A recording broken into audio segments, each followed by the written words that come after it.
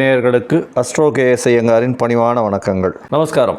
இப்போது நம்ம சோபகிருத்து வருஷம் வைகாசி மாதம் அதை பற்றி பார்க்க வந்திருக்கோம். வைகாசி மாதம் 15/5/2023 15/6/2023 வரையிலும் உண்டான காலத்தில் வைகாசி மாதம் அப்படின்னு சொல்கிறோம். இந்த வைகாசி மாதத்தில் பார்த்தேனால் சூரிய பகவான் மேஷ ராசியிலிருந்து ரிஷப ராசிக்கு மாறுறார். அதாவது கிருத்திகை 1ஆம் பாதத்திலிருந்து கிருத்திகை 2ஆம் பாதத்துக்கு மாறுறார். சூரியனை வச்சு நம்ம மாதத்தை கணக்கிடுறோம். அதனால் சௌரமான மாதங்கள் அப்படின்னு சொல்லக்கூடியது. சந்திரனை வச்சு சொல்லக்கூடியதும் அமாவாசையை வச்சு சொல்லக்கூடியது சந்திரமான மாதங்கள்னு சொல்லக்கூடியது. அது தெலுங்காவாலாம் ஃபாலோ பண்ணுறது. இப்போ நம்ம இந்த மாதத்தினுடைய கோள்சாரம் இல்லைன்னா கிரகச்சாரம் எப்படி இருக்குது அப்படின்றத பார்ப்போம். ராசியிலேயே அதாவது காலபுருஷ தத்துவத்தின் முதல் ராசின்னு சொல்லக்கூடிய மேஷ ராசியில் குரு பகவான், புத பகவான், ராகு பகவான் இவா 3 பேரும் இருக்கா. ரிஷப ராசியில் சூரிய பகவான் வந்துடுறார். மிதுன ராசியில் சுக்கிர பகவான் இருக்கார். கடக ராசியில் செவ்வாய் பகவான் நீச்சம் பெற்று இருக்கார். துலா ராசியில் கேது பகவானும் 11ஆம் வீடுன்னு சொல்லக்கூடிய கும்பராசியில் சனி பகவானும் இருக்கா. இந்த மாதம் பெயர்ச்சிகள்னு பார்த்தேன்னா சுக்கிர பகவானும் புத பகவானும் பெயர்ச்சியாரா. அதாவது சுக்கிர பகவான் 30/5/2023 அப்போது கடகத்துக்கு மாறுறார் மிதுனத்திலிருந்து. புத பகவான் ரிஷபத்துக்கு 1/6/2023 அன்னைக்கு ரிஷபத்துக்கு மாறுறார். இதுதான் இந்த மாச கிரகத்தினுடைய பெயர்ச்சி. எப்பொழுதுமே இந்த மாத பலன் சொல்லும்போது மாத கிரகத்தினுடைய பயிற்சிகளை பற்றி, அதாவது மாத கிரகங்கள் என்ன பயிற்சி ஆகுது, மாத கிரகங்கள் அப்படின்றது என்ன அப்படின்னா, ஒரு மாதத்திற்கு ஒரு தரம் ஒரு ராசியிலிருந்து அடுத்த ராசி போகக்கூடிய கிரகங்களை மாத கிரகங்கள்னு சொல்கிறோம். அதில் சூரியன், சுக்கிரன், புதன் மற்றும் செவ்வாய் இந்த 4 கிரகங்களும் பார்த்தலையானால் மாத கிரகங்கள்னு சொல்கிறோம். இதை வச்சு நம்ம பலன்களை சொல்லுவோம். இந்த மாதமான வைகாசி மாதத்தில் மிகவும் முசந்த விசேஷங்கள் என்ன அப்படின்னா, வைகாசி விசாகம் மிகவும் முசந்தது. வைகாசி பௌர்ணமி நாள் விசாக நட்சத்திரத்தில் கிட்டத்தட்ட வரும் எப்பொழுதுமே. இந்த வாட்டி வைகாசி விசாகம் அப்படின்னு பார்த்தேலையானால் 2ஆம் தேதி வருது. வைகாசி விசாகம் ஒரு மிகப்பெரிய ஏற்றம், அதாவது முருகப்பெருமானுக்கு மிகப்பெரிய ஏற்றமான நாளாக சொல்லக்கூடியது. முருகப்பெருமானுடைய பிறந்த நாள் அப்படின்னு சொல்லக்கூடியது. வி என்றால் மயிலை குறிக்கும், சாகன் என்றால் சுற்றுவது, அதாவது பயணம் செய்பவர்னு அர்த்தம். விசாகன் அப்படின்னா மயிலில் பயணம் செய்பவர் முருகப்பெருமான் அப்படின்றதுனால அது பெரிய ஏற்றம்.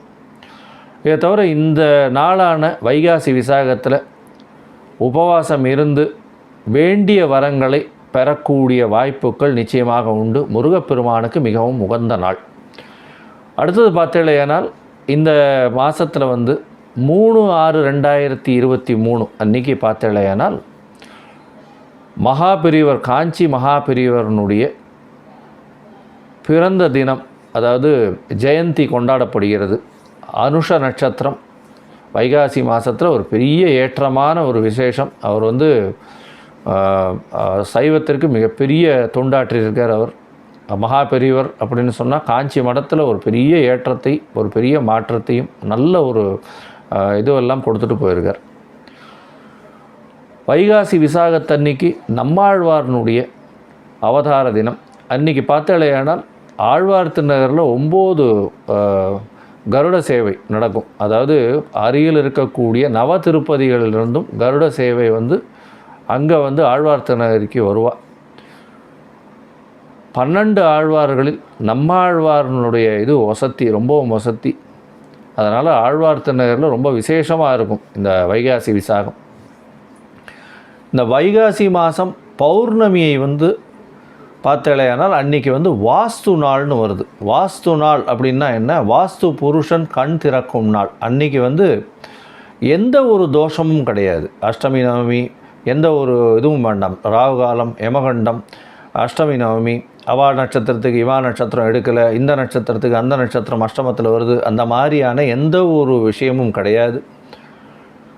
வாஸ்து புருஷன் கண்விழிக்கும் நாளில் வந்து வீடு மனை வாகனங்கள் இதெல்லாம் வாங்கலாம். வீடு மனை நிச்சயமாக வாங்கலாம். வீடு மனைக்கு பூஜை போடலாம், அடிக்கால் நாட்டுறது அதை பண்ணலாம். அதாவது தேர் சிற்பங்கள் இதெல்லாம் வரைய ஆரம்பிக்கலாம். இந்த இதுவில் வயலில் வந்து இது நடுறது அதெல்லாம் பண்ணலாம். வாஸ்து புருஷன் வந்து கண் விழிக்கும் நேரத்தில் பார்த்தாலேயானால் மோஸ்ட்லி வந்து வீடு கட்டுறதுக்கு அஸ்திவாரம் கடக்கால் நோண்டி போடுவா. பூஜை பண்ணுறது அன்றைக்கி தான். இது வந்து 4ஆம் தேதி, அதாவது 4/6/2023 அன்றைக்கி வருது. கார்த்தால் ஒரு 8 நாழிகை கழித்து, அதாவது 9 மணி 5 நிமிஷத்துலேருந்து 10 மணி 35 நிமிஷம் வரலாம். அதாவது 1.5 மணி நேரம் வருது. இந்த காலகட்டத்தில் பார்த்தீங்கன்னா வாஸ்து புருஷன் வந்து கண் விழிக்கிறார். முதல் 18 நிமிஷம் வந்து அவர் கண் விழித்து காலை கடன்கள் பண்ணுவார். அதற்கு அடுத்த 18 நிமிஷம், ரெண்டாவது 18 நிமிஷத்தில் வந்து அவர் வந்து ஸ்நானம் செய்கிறதும், மூன்றாவது 18 நிமிஷத்தில் வந்து அவர் வந்து பூஜை பண்ணுறதும் கடவுளுக்கு, 4வது 18 நிமிஷம் அப்படின்னு பார்த்தீங்கன்னா போஜனம் பண்ணுறதும், 5வது 18 நிமிஷம் தாம்பூலம் தரிப்பதும் இந்த 18 நிமிஷம் பண்ணுறார். இதில் பார்த்தீங்கன்னா பூஜை செய்யும் நேரமும் தாம்பூலம் தரிக்கும் நேரமும் ரொம்பவும் விசேஷம். அந்த நேரத்தில் வந்து நம்ம வந்து பூஜையை வச்சுண்டு நம்ம வந்து வீடு கட்டுறது இதெல்லாத்தையும் ஆரம்பித்தோமே ஆனால் எந்த ஒரு தடங்களும் வராமல் நிச்சயமாக அந்த ப்ராஜெக்ட் வந்து சக்ஸஸ்ஃபுல்லாக வந்து அந்த கிவன் டயத்தில் நல்லபடியாக முடியும் அப்படின்றத சொல்கிறேன். கண்டிப்பாக வீடு கட்ட நினைப்பவர்கள் அன்றைக்கி அந்த வாஸ்து புருஷன் கண் விழிக்கும் நேரத்தில் கண்டிப்பாக நிச்சயமாக பார்த்துக்கோங்க. அன்றைக்கி வந்து எந்த ஒரு தோஷமும் கிடையாது. நாள் கிழமை எதுவுமே பார்க்க வேண்டாம். ஒன்று சந்தோஷம் மட்டும்தான் இருக்கும். இப்போது இந்த வைகாசி மாதத்தில் மேஷத்திலிருந்து மீனம் வரை ஒரு ராசிக்கும் என்னென்ன பலன்கள் வருது, என்னென்னைக்கு சந்திராஷ்டமம் வருது, என்னென்ன விஷயங்கள்லாம் வந்து அவங்க வந்து எளிய பரிகாரங்கள் பண்ணணும் அப்படின்றத ஒன்று ஒன்றா பார்க்கலாம். கடகம், புனர்பூசம், பூசம், ஆயில்யம் இந்த 3 நட்சத்திரம் 9 பாதங்களை கொண்ட ராசி. ராசியின் அதிபதினு சொல்லக்கூடிய ஒரு சந்திர பகவான் இந்த மாதம் வந்து, அதாவது வைகாசி மாதம் ஆரம்பத்தில் புரட்டாதி நட்சத்திரம். அந்த புரட்டாதி நட்சத்திரம்னா ராசிக்கு ஒரு 9ஆம் இடத்துல இருக்கார். நல்ல ஒரு ஏற்றத்தோடு இருக்கார். ராசியின் அதிபதி வந்து சந்திர பகவான்றதுனால மனோகாரகன்னு சொல்கிறோம். இப்போ வந்து கடகராசிக்காரர்களுக்கு பார்த்தீங்கன்னா 8ஆம் இடத்துல அஷ்டமத்து சனி பகவானும் 10ஆம் இடத்துல குரு பகவானும் இருக்குது. இருந்தாலும் பயப்பட தேவையில்லை. ஏன்னா 10ஆம் இடத்துல இருக்கக்கூடிய குரு பகவான் வந்து தனித்த குருவாக இருந்தால் மட்டும்தான் மிகப்பெரிய பிரச்சனையை கொடுப்பார். அதை தவிர பார்த்தலையானால் இந்த மாதமான வைகாசி மாதத்தில் மாச கிரகங்கள்னு சொல்லக்கூடிய சூரியன், செவ்வாய், புதன் மற்றும் சுக்கிர பகவான் வந்து எப்படி இருக்கார் அப்படின்றத பொறுத்து தான் வந்து இந்த மாதத்தை பற்றி பார்க்க போகிறோம். இந்த மாதத்தில் பார்த்தேன்னா பயிற்சிகள், மாத பயிற்சிகள் அப்படின்னு பார்க்கும்பொழுது உங்களுக்கு வந்து சூரிய பகவான் ரிஷபராசியில் இருக்கார், 11ஆம் இடத்துல இருக்கிறது ஒரு பெரிய ஏற்றத்தை கொடுக்கும். ஏன்னா லாபஸ்தானத்தில் போய் இருக்கிறது மிகப்பெரிய ஏற்றம். அதை தவிர சுக்கிர பகவானும் ஆட்சி பெற்று இருக்கக்கூடிய காலகட்டமாக இவர் இருக்கார். சுக்கிர பகவான் வந்து இந்த மாதம் 30ஆம் தேதி அன்றைக்கி வந்து ராசிக்கு 12ஆம் இடத்துல போகிறார். 12ஆம் இடத்துல சுக்கிரன் இருக்கிறது வசதி, கவலைப்பட தேவையில்லை. ஏன்னா அவருடைய காரகத்துவம் அங்கே நல்லபடியாக பூர்த்தி ஆகும். அப்படின்றதுனால வந்து சுக்கிர பகவானுக்கு 12ஆம் இடம் மறைவு ஸ்தானம் கிடையாது அப்படின்னு ஜோதிட சாஸ்திரம் சொல்லியிருக்கு. இதை தவிர 1ஆம் தேதி, அதாவது 1/6/2023 பார்த்தாலேயானால் புத பகவான் வந்து மேஷத்திலிருந்து ரிஷபத்துக்கு வர்றது ஒரு பெரிய ஏற்றம். ஏன்னா பரிவர்த்தனை யோகத்தில் 12ஆம் அதிபதி 12ஆம் இடத்துல ஆட்சி பெற்று போயிடுறார் அப்படின்னு வரும். அதனால் வந்து 11-12 பரிமாற்றங்கள் இருக்கும். கண்டிப்பாக வந்து பார்த்தாலேயானால் இந்த மாதம் பண வரவுகள் அபரிமிதமாக இருக்கும், லாபங்கள் அபரிமிதமாக இருக்கும், செய்யும் தொழிலில் மிகப்பெரிய ஏற்றம் இருக்கும். நீங்கள் வெளியூர் வெளிமாநிலம் செல்லக்கூடிய வாய்ப்புகள் நிச்சயம் உண்டாகும். 12ஆம் அதிபதி 12ஆம் இடத்துல ஏற்றம் இருக்குது. அதை தவிர வந்து 8ஆம் இடத்துல ஆட்சி பெற்ற ஆண் சனி இருக்கிறதுனால இந்த இதில் இன்ஜினியரிங் கேண்டிடேட்ஸுக்கெல்லாம் வெளிநாடு போகக்கூடிய வாய்ப்புகள் உண்டு. அதை தவிர இம்போர்ட் எக்ஸ்போர்ட் பிஸ்னஸ் ரொம்ப அதிகமாக இருக்கும். ஐடி செக்டார் துறையில் ஒரு பெரிய ஏற்றம் இருக்கக்கூடிய காலமாக இருக்கும். ஐடி செக்டாரில் பணிபுரியவர்களுக்கெல்லாம் மிகப்பெரிய ஏற்றம். ட்ரேடிங் செக்மெண்ட்டில் இருக்கிறவர்களுக்கு நல்ல பெரிய ஏற்றம் இருக்கும். பண வரவு அதிகமாக இருக்கக்கூடிய காலமாக இருக்கும். ஏன்னா சிம்மத்தை வந்து குரு பகவானே பார்த்துடுறார். அதனால் வந்து மிகப்பெரிய தன வருமானம் வந்து நிச்சயம் தனக்காரகனே தனஸ்தானத்தை பார்க்குறது பெரிய ஏற்றத்தை கொடுக்கும். கவலைப்படவே தேவையில்லை. உடல் நலத்தில் சற்று தொய்வு இருக்கக்கூடிய காலகட்டம். ஏன்னா ராசியில் வந்து செவ்வாய் பகவான் நீச்சம் பெற்று போகிறது அப்படின்றதுனால கொஞ்சம் உடல் நலத்தில் கொஞ்சம் பிரச்சனை இருக்கும். ஏன்னா செவ்வாய் பகவான் தான் இந்த ராசிக்கு மிகப்பெரிய யோகக்காரகன்.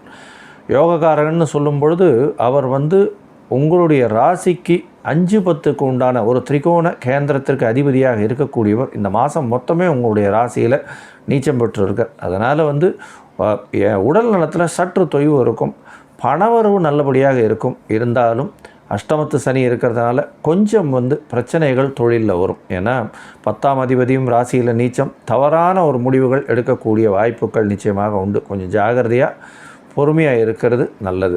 6ஆம் இடத்தை வந்து பார்த்தேனால் குரு பகவான் அவருடைய ஆட்சியில் பார்த்துடுற அவருடைய ராசியில் அவர் இருக்கக்கூடிய மேஷ ராசியிலிருந்து 9ஆம் பார்வையாக 6ஆம் இடத்தை பார்த்துடுறதுனால வேலையில் மாற்றங்கள் இருக்கும். ஏற்றமான பணவரவு அதிகமாக இருக்கக்கூடிய வேலை உங்களுக்கு வந்து சேரும். அதனால் வந்து பணவரவில் எந்த குறைவும் இருக்காது. உடல் நலம் மட்டும் கொஞ்சம் ஜாகிரதையாக பார்த்துக்கோங்க. கணவன் மனைவிக்குள்ளே கொஞ்சம் அந்யோன்யம் கம்மியாகக்கூடிய வாய்ப்பு உண்டு.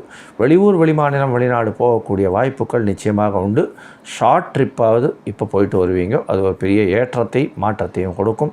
தொழிலில் அதிக கவனம் தேவை. ஏன் சொல்கிறேன்னா இந்த மாதம் மொத்தம் வந்து செவ்வாய் பகவான் உங்களுக்கு 10ஆம் அதிபதினு சொல்லக்கூடியவர் வந்து ராசியிலேயே இருந்து நீச்சப்பட்டு போகிறார்.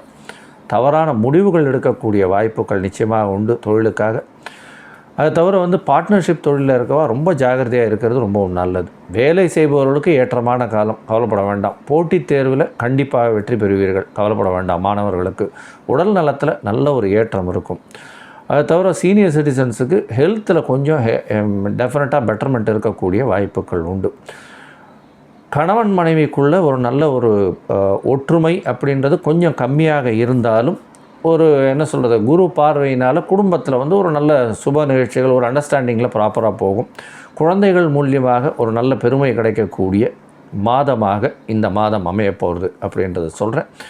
உங்களுக்கு வந்து சந்திராஷ்டம நாட்கள், அதாவது இந்த மாதத்தில் புது முயற்சிகள் எடுக்க வேண்டாம் அப்படின்னு சொல்லக்கூடிய நாட்கள் அப்படின்னு பார்த்தேனால் ஜூன் மாதம் 9ஆம் தேதி 10ஆம் தேதி, அதை தவிர 11ஆம் தேதி, இந்த மாதிரி கடகராசிக்கு வந்து ஜூன் மாதம் 9ஆம் தேதி கார்த்தால் வந்து ஒரு 9 மணிலேருந்து 10ஆம் தேதி 11ஆம் தேதி மத்தியானம் ஒரு 12 மணி வரலும் வந்து முடிஞ்ச வரலும் வந்து புதிய காரியங்கள், புதிய ஊர், புதிய வெளி மாநிலம் இதெல்லாம் போக வேண்டாம் அப்படின்றத அட்வைஸ் பண்ணுறோம். ஏன்னா சந்திராஷ்டமம் இருக்குது. கண்டிப்பாக வந்து உங்களுடைய ராசிக்கு 8ஆம் இடத்துல சந்திர பகவான் மறையக்கூடிய வாய்ப்புகள் இந்த மாதத்தில் இருக்குது. அதனால் சந்திராஷ்டம காலகட்டங்களில் புதிய முயற்சிகள் எடுக்க வேண்டாம் அப்படின்றத சொல்கிறோம். இதை தவிர பார்த்தீர்களேனால் நீங்கள் அருகில் இருக்கக்கூடிய சிவன் கோயிலுக்கு போயிட்டு சிவபெருமானை வணங்கிட்டு வர்றது, அங்கே வந்து சிவபெருமானுக்கு வந்து ஒரு பெரிய ஒரு அர்ச்சனை பண்ணிட்டு வர்றதும், நந்தீஸ்வரருக்கு வந்து ஒரு அல்லியில் வந்து அல்லி மலர் வந்து வாங்கி கொடுக்கறது வந்து ஒரு பெரிய ஏற்றத்தை மாற்றத்தையும் இந்த மாதம் உங்களுக்கு கொடுக்கும். ஸ்ரீ குபேரன் டிவியை பார்த்தமைக்கு நன்றிகள். மேலும் இது போன்ற தகவல்களை தெரிந்து கொள்ள ஸ்ரீ குபேரன் டிவியை சப்ஸ்கிரைப் செய்யுங்கள். மறக்காமல் பெல் ஐக்கானை கிளிக் செய்யுங்கள்.